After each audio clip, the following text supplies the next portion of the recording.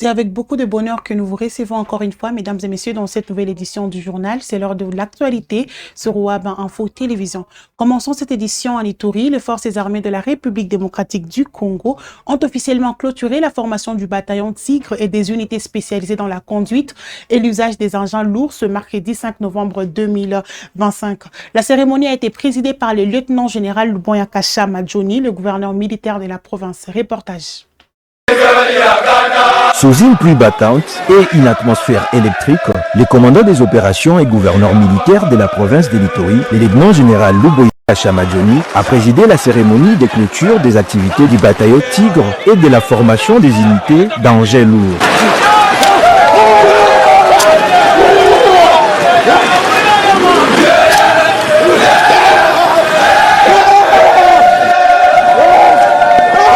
C'était une double activité marquant la fin d'un cycle de formation spéciale destiné à renforcer les capacités opérationnelles des forces armées de la République démocratique du Congo. Malgré les conditions météorologiques difficiles, la pluie n'a nullement constitué un obstacle pour le vaillant soldat. Comme le veut la devise militaire, les soldats combattent qu'il plaît ou qu'il vente. Les gouverneurs militaires, trempés mais déterminés, à féliciter personnellement les troupes pour leur courage, leur discipline et leur engagement exemplaire tout au long de cette formation.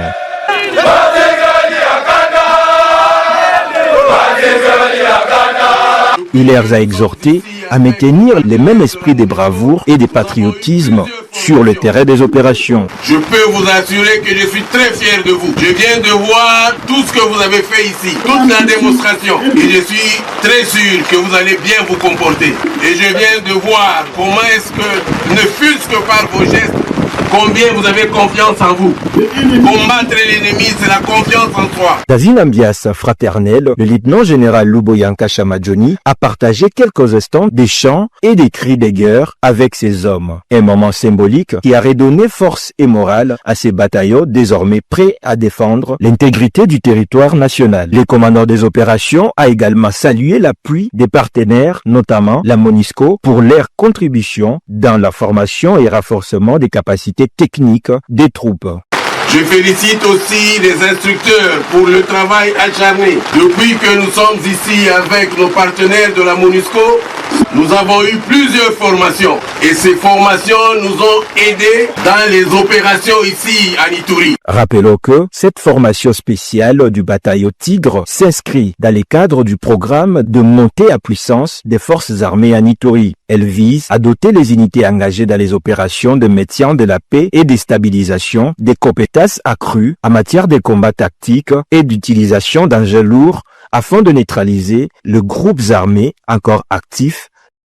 Présent en Chine à l'occasion du lancement du mécanisme de partenariat médiatique du site Global initié par le gouvernement chinois à travers les China Media Group, Patrick Mouyaya, ministre de la Communication et porte-parole du gouvernement congolais, a dit dans son allocution « Le Sud Global ne peut plus être spectateur du récit mondial, il doit en devenir auteur ». Il est dans cet extrait choisi pour vous.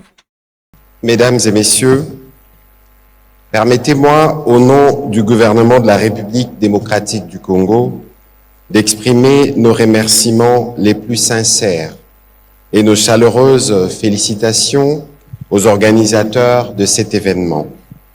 China Media Group, CGTN, CCTV Video News Agency ainsi qu'aux autorités de la République populaire de Chine pour l'organisation de ces assises. Les mécanismes de partenaires médiatiques du Sud Global lancés par la China Media Group méritent notre reconnaissance et notre respect. Je suis venu à Xi'an, ville millénaire et chargée d'histoire, avec une conviction claire. Le Sud Global ne peut plus se contenter d'être spectateur du récit mondial. Il doit en devenir auteur. Aujourd'hui, le mécanisme de partenaire médiatique du Sud Global est plus que nécessaire. Dans un monde où l'information circule vite, mais pas toujours équitablement, les pays du Sud doivent pouvoir raconter leur histoire.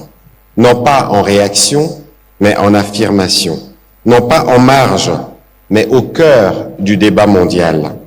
Elle marque une étape importante, celle de la nécessité de s'organiser, de se structurer et de collaborer. Elle ouvre un espace nouveau où nos médias peuvent se parler, se comprendre et construire ensemble. Il est une réponse, mais doit également devenir un levier pour former, produire et innover. Un levier pour coopérer, sans dépendre, pour dialoguer, sans se diluer. Ces mécanismes, nous l'attendons comme un outil de coopération. Nous souhaitons qu'ils permettent des échanges de journalistes pour croiser les regards et enrichir les pratiques, des formations croisées pour renforcer les compétences et partager le savoir, des coproductions des contenus pour valoriser nos modèles de développement, ainsi que des solutions technologiques adaptées pour répondre aux réalités de nos pays. Mais surtout, nous voulons que ces partenariats reposent sur 3 principes simples: la réciprocité, la transparence et le respect des identités culturelles. La République démocratique du Congo est prête à partager son expérience, celle d'un pays sous la conduite du président Tshisekedi a entrepris de réformes ambitieuses dans son secteur médiatique, a modernisé sa communication publique, a créé le cadre pour professionnaliser ses journalistes et lutter contre la désinformation. Nous avons posé les bases d'un écosystème médiatique crédible, éthique et résilient, avec une ambition claire, faire de nos médias des acteurs de paix, de cohésion et de transformation. Et nous savons que cette ambition ne peut se réaliser qu'en lien avec les autres pays, notamment ceux du Sud. Le 11 août dernier à Kinshasa, la semaine de films chinois a réuni nos publics autour d'un message simple: renforçons l'amitié par le cinéma et avançons vers un avenir partagé. Cette initiative culturelle a illustré la profondeur du partenariat sino-congolais et la vitalité des échanges entre nos deux peuples. Au-delà de la projection d'œuvres cinématographiques, cette manifestation a démontré que l'image, lorsqu'elle est partagée dans un esprit de respect et de coopération, peut devenir un langage universel au service de la paix et du développement. Il est important de rappeler que CGTN dispose en Afrique d'une équipe basée à Nairobi au Kenya, produisant et diffusant de contenus en anglais, conçus et présentés par des professionnels africains. De mon côté, je suis toujours un fidèle des programmes diffusés sur CGTN français. En 2023, à l'occasion de la visite d'État en Chine du président congolais Félix-Antoine Tshisekedi, à l'invitation du président Xi Jinping, j'ai accordé une interview à Madame Zhang Sanshui, la présentatrice des CGTN français, au cours de laquelle j'ai partagé mes réflexions sur le renforcement de la coopération médiatique entre les pays du Sud global. Je formule le vœu qu'une initiative similaire en langue française puisse également voir le jour sur les continents africains, spécialement en République démocratique du Congo, et mette en valeur nos perspectives propres, d'autant que je suis avec un intérêt vif. Mesdames et messieurs, ce forum n'est pas un événement, c'est un signal. Le signal que le Sud s'organise, le signal que nos médias prennent leur place, le signal que nous avançons. La République démocratique du Congo est prête à coopérer, à partager et à innover. Et c'est dans le même esprit que l'Afrique se tient prête aussi à collaborer dans ce qui se met en place, prête à faire entendre sa voix et à écouter celle des autres. Je vous remercie. Siessier. Lors d'une conférence organisée ce mercredi 5 novembre 2025 à Kinshasa, au village Silikine, autour du thème « Construire une paix durable en RDC, enjeux et perspectives d'avenir », l'opposant politique congolais Martin Fayulu a réaffirmé son engagement indéfectible envers la République démocratique du Congo et les principes démocratiques. Suivez ses propos. Mon ami Mabangala, parce que Makila a fait allusion l'autre jour dans son interview avec je sais pas qui, il dit que Fayulu nous a demandé de ne pas aller voir les 23 quand tout le monde voulait. Effectivement, tout le monde disait, tous les présidents de groupe parlementaire voulaient. Je les ai arrêtés. C'est vrai qu'on a failli se battre, mais ce n'est pas vrai que c'est moi qui ai dit qu'ils ont touché 30 000 $. Il est là, Babanda. C'est lui qui a dit qu'ils ont touché 30 000 $. Et ils ont été en procès. Ils ont fait un procès sur ça. Il y a des choses dans mon fait, vous dites, oui, il a été corrompu. Il a été corrompu. Je n'ai jamais été corrompu de ma vie. Et je ne serai jamais. Si quelqu'un a des preuves, qu'il avait ici. Alors, député, mon ami député honoraire, mon cher frère, qu'est-ce que les gens disent que je suis, qu'est-ce que nous sommes? Mais vous devez vous dire vous-même, posez la question, qu'est-ce que nous sommes? Et vous le dites, est-ce qu'on connaît? Moi, je ne connais pas plus que tout le monde, mais moi, ce que j'ai fait quand je ne connais pas, j'ai demandé. J'ai eu cette chance. Poursuivons cette édition, mesdames et messieurs. Le vice-premier ministre en charge de l'Intérieur, Jacquemain Chabani Louko, a ordonné la suspension de toutes les pétitions et motions de la défiance dans les assemblées provinciales du pays jusqu'à la fin de la guerre dans l'Est de la RDC, afin de préserver la stabilité et la continuité de la gouvernance provinciale. Il est ici. La haute autorité nous a instruit de vous communiquer sa volonté et sa détermination à stabiliser les institutions provinciales en cette période où notre pays est confronté à la guerre d'agression nous imposée par le Rwanda et ses supplétifs du M23 AFC. Dans l'ultime objectif de garantir la cohésion nationale et le développement intégral.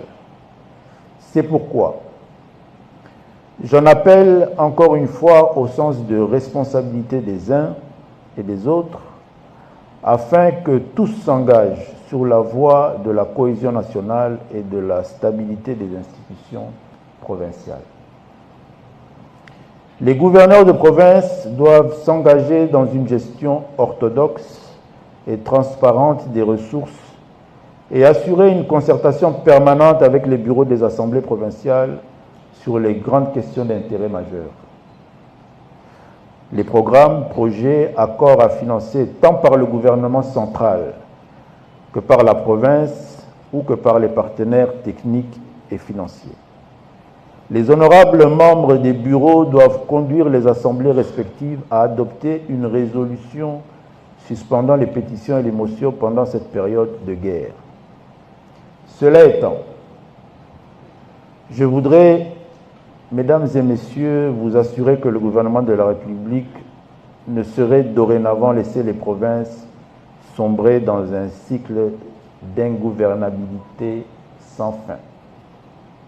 Pour ce faire, toutes les mesures fortes seront envisagées pour garantir la stabilité des provinces, y compris le recours aux prérogatives extrêmes prévues par la Constitution de la République démocratique du Congo dans ses articles 197, alinéas 7 et 8 et 198, alinéa 10. Jeudi 6 novembre 2025, devant la Chambre des représentants en Belgique, l'expert Eric Kennes s'est exprimé sur la crise sécuritaire persistante dans l'Est de la République démocratique du Congo. Selon lui, le Rwanda est la moitié du problème dans la guerre dans l'Est de la RDC. L'autre moitié se trouve à Kinshasa. Pour plus de détails, suivez ses propos. Donc la guerre à l'Est est bien sûr directement liée aux velléités expansionnistes du Rwanda, qui est la moitié des problèmes, mais l'autre moitié des problèmes se trouve aussi à Kinshasa. Je voulais en dire quelques mots brièvement. Le pays est clairement en crise profonde, multiforme, à plusieurs niveaux. Ce n'est pas nouveau, mais actuellement nous nous trouvons devant une réelle possibilité de division permanente du pays, ainsi que d'une situation qui risque de devenir non maîtrisable, comme le professeur Vlastourt l'a déjà dit, avec la multitude de groupes armés à travers tout le pays, ce n'est pas seulement Kivu, ainsi qu'à cause de la volonté très claire de modifier ou de remplacer la Constitution qui a été votée par référendum en 2006. Il y a une crise de légitimité depuis le non-respect des résultats des élections de 2018 et surtout depuis le chaos électoral de décembre 2023. Il y a une crise institutionnelle avec l'achat des membres du Parlement et l'existence d'un gouffre entre le train de vie de l'élite et les conditions de vie de la population. Ce qu'on appelle au Congo la classe politique semble dans sa majorité rejetée par la population. Comme c'est le cas pour les prédécesseurs, ou probablement encore plus, les autorités sont régulièrement confrontées à des cas très importants de corruption, détournement. Juste un petit chiffre, l'estimation du budget qui a été prévu pour la guerre depuis le début des conflits, et ça inclut ce qui est prévu par le gouvernement plus les contributions des entreprises, s'élève à 3,8 milliards de dollars. On se demande parfois où est allé cet argent. Le régime actuel a une tendance grandissante à la centralisation du pouvoir au niveau de la présidence et veut donc modifier ou remplacer la Constitution, en partie pour des raisons techniques, mais surtout dans le but de consolider le pouvoir actuel. Cette opération, ainsi que la possibilité que les prochaines élections prévues pour 2028 ne soient pas organisées ou avec un glissement, pourrait causer une déstabilisation majeure du pays. Le régime, qui a une attitude de plus en plus autoritaire, dirige à l'aide d'instruments de répression et a réussi à instaurer la peur dans la population. On n'a plus la liberté de parole et cet élément pèse lourdement sur la proposition de sortie de la crise, qu'on n'ose plus formuler. Comme c'est le cas dans la partie occupée du pays, on est soumis à une pensée unique qui empêche de trouver des solutions et qui renforce le statu quo. Maintenant, la faiblesse de l'opposition fait aussi la force du gouvernement. L'opposition n'a pas au plus une base mobilisable de militants, étant donné que ce terrain est occupé complètement par les militants de l'UDPS. Mais l'opposition est aussi mal organisée et manque de vision. Il y a aussi chez l'opposition un déficit de pensée. Il est malheureusement devenu très difficile de se forger une place d'indépendance entre d'un côté le gouvernement à Kinshasa et d'autre part les tenants du pouvoir de les territoires occupés qui, comme professeur Titeka vient de le dire, où on s'organise de plus en plus comme un espace autonome qui est évidemment indirectement contrôlé aussi par le Rwanda. Maintenant, cette situation a mené à un discrédit massif de ce qu'on appelle la classe politique congolaise et, à part les partis politiques, la capacité de mobilisation des associations de la société civile n'est plus ce qu'elle était avant pour plusieurs raisons. Maintenant, dans ce contexte, la voie des églises institutionnalisées et a une longue tradition possède toujours une autorité morale et une indépendance. En janvier de cette année, la conférence épiscopale de l'Église catholique avec l'Église protestante ont présenté une initiative très ambitieuse qui équivaut presque à un effort de refondation de l'État et de la nation. À long terme, elle veut une réflexion sur les fondements du Congo et de son vivre ensemble et définir les objectifs de développement du pays d'ici 2060. Bon, ça nous concerne moins ici, mais à plus court terme, je crois que leur initiative veut en réalité sauver l'unité du pays en évitant de confier le futur du pays à une petite élite politique et militaire congolaise et non congolaise. Dès le début, les églises ont voulu organiser un dialogue entre toutes les parties prenantes du conflit, d'abord au niveau national et donner une voix à la population. Maintenant, le premier objectif, il y a deux volets dans l'initiative. Le premier objectif, et qui a reçu le plus d'attention jusqu'à maintenant, est celui du dialogue inclusif afin de débloquer la situation politique. Il fait l'objet de beaucoup de critiques, car certains estiment qu'on ne peut pas dialoguer avec les agresseurs du pays qui répondent aux impératifs de Kigali. La condamnation à mort de l'ancien président Kabila rend également quasi impossible sa participation à un tel dialogue. Cependant, je crois que le véritable objectif des églises était et est de créer un cadre de dialogue national qui devait justement neutraliser les influences extérieures avant ce qu'on pourrait dire de laver les linge sale en famille. Évidemment, il y a beaucoup de problèmes, professeur Lasselot l'a indiqué, il ne s'agit pas maintenant de recourir à une grande foire où tout le monde veut être là. Les modalités sont encore à définir. Maintenant, le deuxième objectif de l'initiative est celui de donner une voix à la grande absente de négociations en cours, notamment la population, qui est la première victime de violences de tous bords. Ils veulent organiser ce qu'ils appellent un dialogue des experts. L'idée, c'est de mettre les vrais problèmes de fond sur la table afin de trouver des solutions durables et donc éviter un peu de faire des accords qui auront des résultats à court terme, quitte à ce que ça recommence encore de quelques années. Il y a des problèmes en RDC qui durent depuis des décennies et qu'on doit aborder de façon rationnelle. Les différentes thématiques traitées lors de ce dialogue sont synthétisées et présentées aux participants du dialogue inclusif. Donc l'idée, c'est que, au niveau des experts, et il ne s'agit pas seulement des académiques, mais il s'agit des experts d'expérience, des gens de terrain, qui vont faire des contributions, qui seront centralisées dans des commissions, et le contenu de ces dialogues sera alors présenté au dialogue politique. Sur base de ces deux dialogues, on doit élaborer un pacte social pour la paix et le vivre ensemble, qui donnera les orientations fondamentales pour le futur et qui doit fonder l'unité nationale. Au moins, ça, c'est l'ambition. C'est un peu comme le disait récemment le président de la CENCO, Monseigneur Mouteba, je cite, « Nous pouvons aller à Washington, à Doha, à Paris, mais les véritables enjeux se jouent sur place. Ce sont les Congolais eux-mêmes qui doivent se rassembler autour d'une table selon les schémas que nous avons tracés. » Finalement, encore une fois selon la feuille de route des évêques, le processus doit aboutir à une conférence internationale qui doit jeter les bases d'un vivre ensemble et une coopération au niveau régional. Évidemment, on a eu déjà beaucoup d'initiatives régionales. Il y a eu l'accord Addis Abeba, il y a eu le pacte stabilité de 2006. Mais la différence qu'ils veulent, la différence avec les initiatives régionales précédentes, est que cette fois-ci, on veut mettre en avant les options et orientations congolaises avant d'aller au niveau régional, tandis que les autres initiatives sont passées du niveau régional d'abord au niveau national congolais après. Maintenant, cette piste que j'ai présentée très très brièvement est loin d'être parfaite et présente un nombre d'obstacles.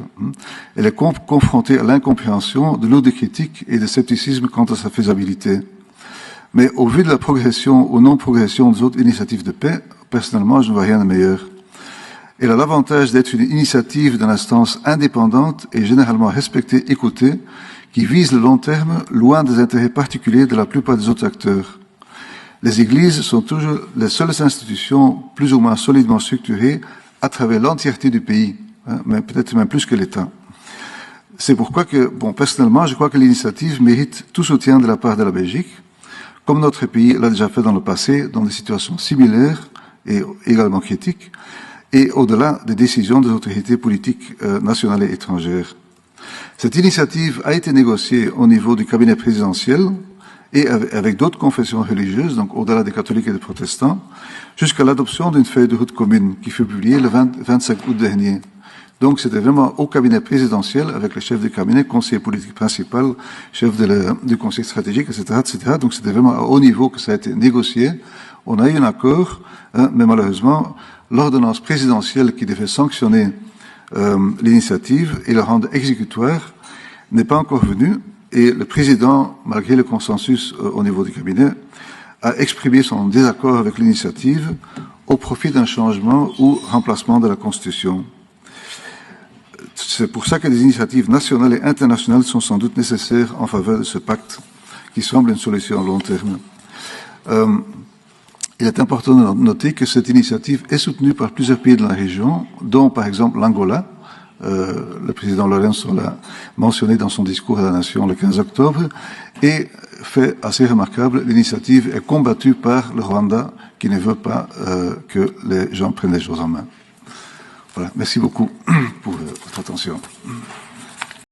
Et pour mettre fin à cette session d'actualité, lors d'une séance à l'Assemblée nationale devant les élus du peuple ce jeudi, à l'Assemblée nationale, le gouverneur de la Banque centrale du Congo, BCC, André Wameso, a expliqué les causes de la dépréciation de la monnaie congolaise. Suivez ses propos.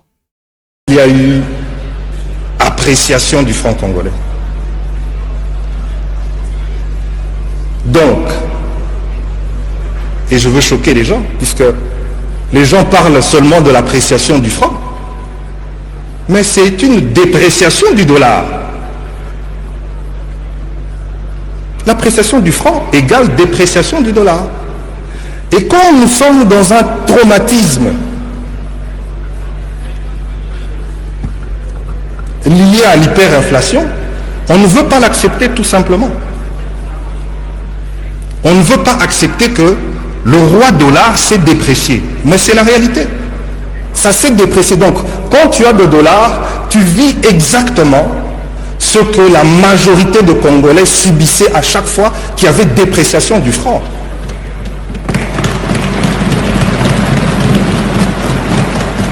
C'est ça la réalité. Maintenant, quand on finit ce travail de psychanalyse, on va aller dans l'explication de ce qui s'est passé. Parce que pour comprendre l'appréciation d'une monnaie, il faut comprendre les causes de la dépréciation. Or, nous avons oublié de nous interroger sur les causes de la dépréciation. Parce que, comme je l'ai dit tantôt, nous avons intériorisé le fait que la dépréciation, c'était une seconde nature, la dépréciation du franc. Donc, à chaque fois qu'il y a dépréciation, il n'y a aucun document, je vais encore énerver, mais c'est vrai, il n'y a aucun papier d'un professeur d'université pour expliquer à la nation congolaise pourquoi le franc s'est déprécié. Il n'y a pas de commentaires dans les réseaux sociaux, il n'y a pas de questions d'actualité à l'Assemblée nationale, il n'y a pas d'audition à la commission ECOFIN, parce que nous sommes dans la normalité.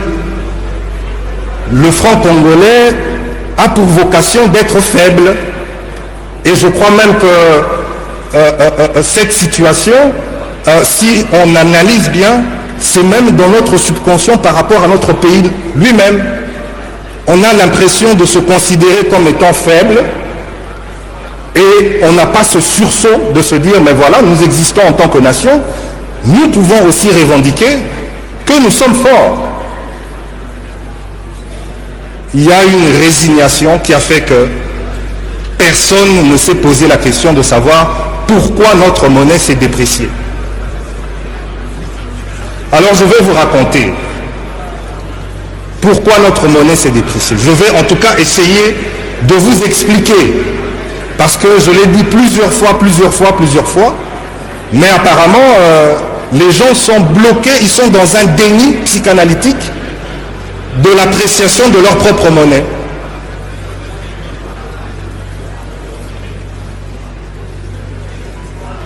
Fin 2021, après plusieurs discussions, la Banque centrale a accédé à une demande des banques commerciales pour constituer, Honorable Madia, je peux continuer mon exposé s'il vous plaît?